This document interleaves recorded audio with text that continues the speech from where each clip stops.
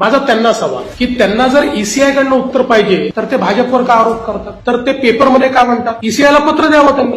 ईसीआयला ते याकरता पत्र देत नाही की या सगळ्या गोष्टी त्यांनी यापूर्वीच ईसीआयला माहितीच्या अधिकारात विचारल्या आणि 60 पानाचं उत्तर ईसीआयने त्यांना दिलं आणि त्यांनी त्यांचं तोंड बंद झालं. त्याच्यावर त्यांच्याकडे काहीच उरलं नाही. माझा त्यांना खुला आव्हान आहे की जे 60 पानाचं उत्तर तुम्हाला मिळालेलं आहे त्यातली डिस्क्रिपन्सी घ्या. आपल्याला इलेक्शनची पद्धत माहिती आहे. प्रत्येक पक्षाचा बीएलए असतो. काँग्रेस पक्षाचा बीएलए आहे प्रत्येक बूथवर.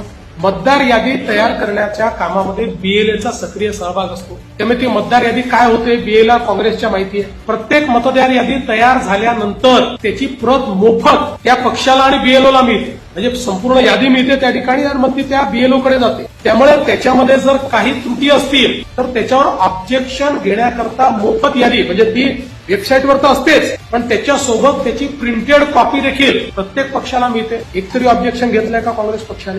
दुसरं, ज्या दिवशी मतदान होतं त्या दिवशी प्रत्येक पक्षाचा बूथ एजंट हा बूथमध्ये असतो. काँग्रेस पक्षाचाही असतो. एका तरी काँग्रेस पक्षाच्या बूथ एजंटनी ऑब्जेक्शन घेतलेलं मला दाखवा. याचा अर्थ सगळी प्रोसेस नीट झालेली आहे. राहुल गांधींच्या प्रत्येक प्रश्नाचं पुराव्यासहित उत्तर दिलं आहे. खरं म्हणजे राहुल गांधींसोबत डिबेट करण्याकरता माझी गरजच नाही. आमचा कार्यकर्ते करू शकतो. पण इफ ही एस्पायर्स